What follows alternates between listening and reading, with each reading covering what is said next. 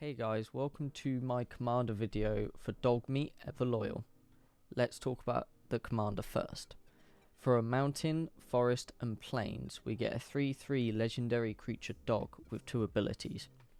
The first ability says when Dogmeat enters the battlefield, mill 5 cards, then return an aura or equipment card from your graveyard to your hand. This ability to me is really strong because of the wording of it. Because it says mill 5 cards, then return an aura equipment card from graveyard to your hand, it means it does not care about one of the 5 cards that you mill with Dogmeat. It can be any aura equipment card that just is in your graveyard. So that means you can play Dogmeat early for some value to try and hit an aura equipment card and then return said card to your hand. Or if one of your equipments or auras gets put into the graveyard from the battlefield, you can then get it back by playing Dogmeat, milling the 5 cards and grabbing that to your hand. The second ability reads, whenever a creature you control that's enchanted or equipped attacks, create a junk token. So first of all, we need to ask ourselves, what is a junk token? Now, fantastically, they've put what it is on the card. So it's an artifact with tap, sacrifice this artifact, exile the top card of your library, you may play that card this turn. Activate only as a sorcery. So this to me as well for the second ability is very strong because of the wording again. Because it says tap, sacrifice this artifact, exile the top card of your library, you may play that card this turn. It means you can play any card. So as long as you can play the card, and for example you haven't put your land down already and you then use this junk token, it means you can play your land, which is very powerful. It also helps with card draw because it isn't card draw exactly because you're not putting it in your hand. It acts as like a pseudo card draw. So if your creatures or some of your other cards like Pure Steel Paladin for example, which every time you play, or sorry, the wording on the card is every time equipment or an aura enters the battlefield, you draw a card, right? Obviously this can mitigate some of that, especially as well with some of the artifacts or equipment artifacts and enchantment auras, being that normally you need to connect with them or they need to leave the battlefield. It means that you can then just get this because it's on attack. It doesn't have to connect with the opponent. In this next section of the video, we're going to talk about lands. While there are lands like Command Tower with its ability to add 1 mana of any colour in your commander's colour identity, so you can mana fix yourself, or Ancient Tomb, so you can add 2 colourless mana to your mana pool while only taking 2 damage for it to ramp you, there are other lands that also have abilities tagged onto them that can be quite powerful in your commander decks. So for example, I have got Command Beacon, which lets us sacrifice this land to bring Dogmeat out of the command zone into our hand. Just in case Dogmeat starts costing too much mana to cast, he will then go back to just being 3 mana. There are also lands that let you end games or helps you push to deal damage to your opponents. Something like Scrag the Rage Pits or Rogue's Passage. There are also lands that give you value, like Junktown, which gives you more of those junk tokens, or Asgard Armory, as you can see for its ability, you can search for an aura or equipment card to put into your hand. Lands are not just to play to then be used to cast spells and play your cards. They can be used as a good utility to help you win games and be more useful. As for the ramp in this deck, there are 2 different card types we are going to be using. The first one is enchantment auras, and the second card types are going to be artifact equipments. With the first card I'm going to show you, it is an enchantment aura with its name being One with Nature. It is 1 green and reads, whenever enchanted creature deals combat damage to a player, you may search your library for a basic land card and put that card into play tapped, then shuffle your library. This card is very good because it is 1 green mana, it doesn't affect itself like sacrifice itself, and also every time you deal damage to another player, you can then go and search your library for a basic land and put it onto the battlefield tapped. The second card I'm going to show you is another enchantment aura that's called Ordeal of Nylea. It is 1 generic mana and a green mana, so 2 mana overall. Whenever enchanted creature attacks, put a 1/1 counter on it, then if it has 3 or more 1/1 counters on it, sacrifice Ordeal of Nylea. When you sacrifice Ordeal of Nylea, search your library for up to 2 basic land cards, put them onto battlefield tapped, then shuffle your library. So this card is good in multiple ways. It grows your creature because it gives it 1/1 counters, and it also at the end of it, once you get 3 counters, it will sacrifice itself to go and grab you 2 basic lands. The bad side to this is it doesn't keep growing your creature, and it does only grab you 2 basic lands at the end of the day. The next card type that I've told you about that we're going to look at is Artifact Equipment. It is Diamond Pickaxe. It's 1 red mana for an Artifact Equipment that's indestructible. Equipped creature gets +1/+1 and has whenever this creature attacks, create a treasure token. The bad side to this is you're creating a treasure token, which is simply an artifact with tap it, sacrifice artifact, add 1 mana of any colour. The good thing is it buffs your creature bigger by +1/+1 and has indestructible on itself, so it's hard to get rid of, and the creature doesn't have to deal combat damage to the player as if it was one with nature. The next artifact equipment that I'm going to show you, which is very popular, is called Sword of the Animist. For 2 generic mana, it has equipped creature gets +1/+1. Whenever equipped creature attacks, you may search your library for a basic land card, pull it onto the battlefield tapped, then shuffle your library. So Sword of the Animist is very close to One with Nature, except it is a mix of One with Nature and Diamond Pickaxe in the case of the wording. So Sword of the Animist is whenever it attacks, like Diamond Pickaxe, but it doesn't make a treasure, but it grabs a base land and puts it onto battlefield tapped. It is like One with Nature. That are the resemblances with it. The only difference is obviously with Diamond Pickaxe and Sword of the Animist, you have to equip the artifact equipment onto the creatures themselves, and they both cost 2 to equip. So that is our ramp package for this deck. Now, as we move on to the board wipe section of this video, I only have 1 board wipe in my deck. It is called Blasphemous Act. It is 8 generic mana and 1 red, so a total converted mana cost of 9. There is a sorcery that reads, this spell costs 1 less to cast for each creature on the battlefield. Blasphemous Act deals 13 damage to each creature. So this is great against token decks, and your own creatures add to the reduction cost, which can go below the 0 of the generic mana. So in the end, it will only cost 1 red if there's 8 or more creatures on the battlefield. The reason I've only put 1 board wipe in the deck though, is simply because we are playing a Voltron deck.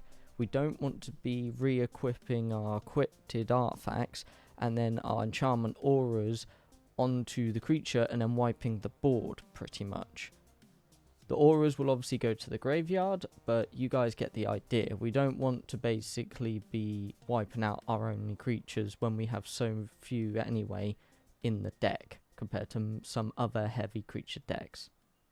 As we move into the spot removal section of this video, I have 2 cards that are in this deck. The first one is called Swords to Plowshares, that has a total converted mana cost of 1 white mana. There is an instant that reads, exile target creature, its controller gains life equal to its power. The exile effect is really strong, and in Commander, the life that you're probably going to be giving them is negligible, if small, if anything. The second card that is for spot removal in this deck is called Breakdown. It's 2 generic and 1 green, so a total converted mana cost of 3. It is an instant that reads, destroy target artifact or enchantment, create a junk token. Now, even though this says destroy, I like the fact that we're creating a junk token and gaining that extra value for removing an artifact or enchantment from the junk token, like I talked about the tokens before. As for the card draw in this deck, I'm going to show you 2 cards. The first one is called Saram Senior Edificer. His total converted mana cost is 2, 1 generic and 1 white. He is a legendary creature, Dwarf Advisor, which reads, whenever you cast an aura, equipment or vehicle spell, draw a card. Now obviously we're only interested in the aura equipment because it is a Voltron deck. But this means that if you have loads of the cheap casting equipment, like I have quite a few in my deck, you can just get a good amount of draws and you haven't even played or had to deal any combat damage.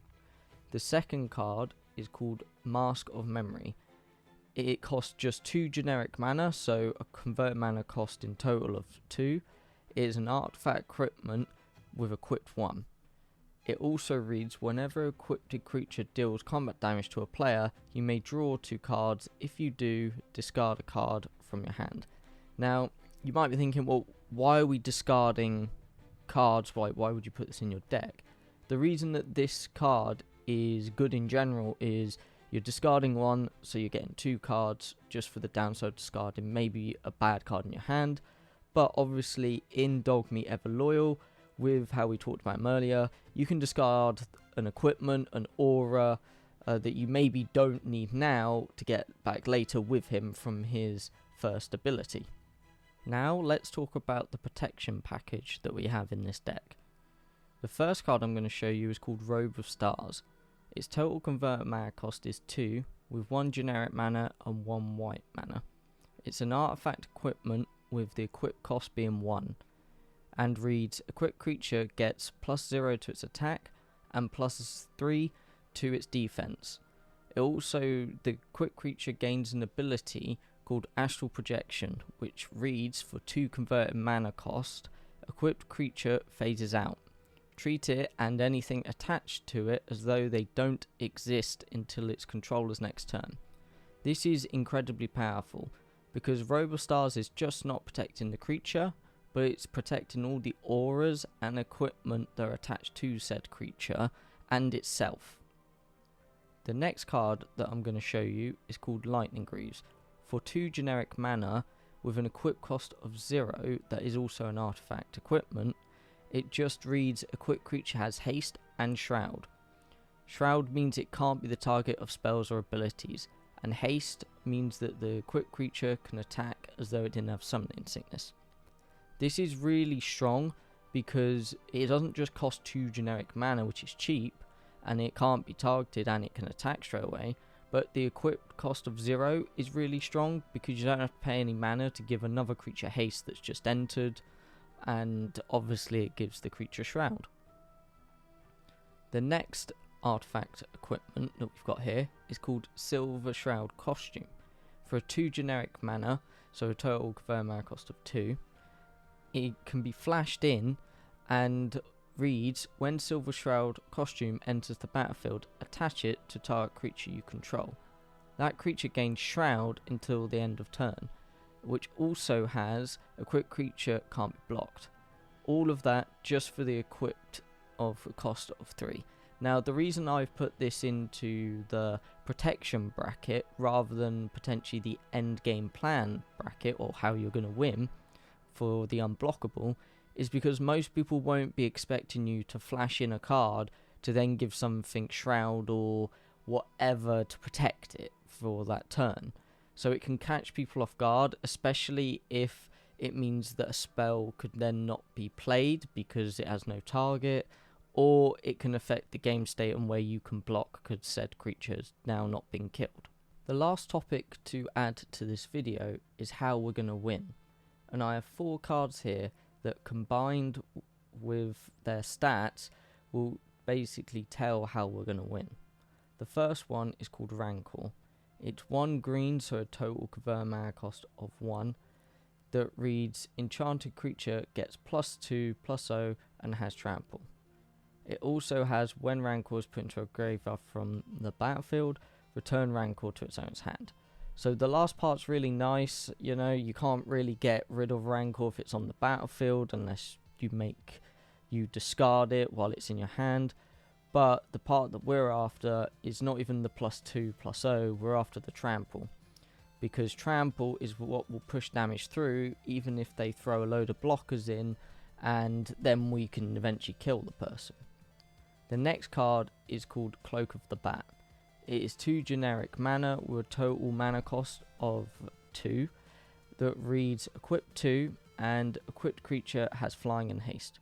Again, the haste is nice, but the flying is what is going to help us kill people, because if their creatures don't have reach, then they won't be able to block the creature at all. It'll be as if the creature has unblockable. Next card that we have on our list here is called Thran Power Suit. It is again just like Cloak of Bat, 2 generic mana, so a total mana cost of 2, and has equip 2. And reads equipped creature gets +1/+1 for each aura and equipment attached to it, and has ward 2. Ward is whenever equipped creature becomes the target of a spell or ability an opponent controls, counter it unless that player pays the 2 generic. This piece of equipment is very, very powerful, because we're wanting anyway to put a load of equipment auras on one creature and it will buff it up. And then combined with, like I was saying, either Cloak of Bat or Rancor, for example, because of the evasion on those 2 cards, we can kill someone out of it. The last card that I have in this deck for the protection part is called Idolized. For 1 generic mana and white mana for a total of 2 converted mana cost mana, it's an enchantment aura with enchantment creature has whenever this creature attacks alone, it gets +X/+X. Turn of turn, where X is the number of non-land opponents you control. So, for example, if we have Idolized, Thran Power Suit, Cloak of the Bat, and Rancor on one creature, and we swing with it, then basically the creature will get +5/+5 because it is non-land permanent, so that includes the creature that it is equipped to. That is why Idolize is so good as well, because just like Thran Power Suit, how I was explaining, we're wanting to shove as many auras and equipment on one creature and just basically push through to kill someone. Thank you for watching my video on my deck tech of Dogmeat Ever Loyal. If you enjoyed the video, don't forget to like, comment and subscribe, and check my channel out for any more videos that I have on Commander for Magic the Gathering.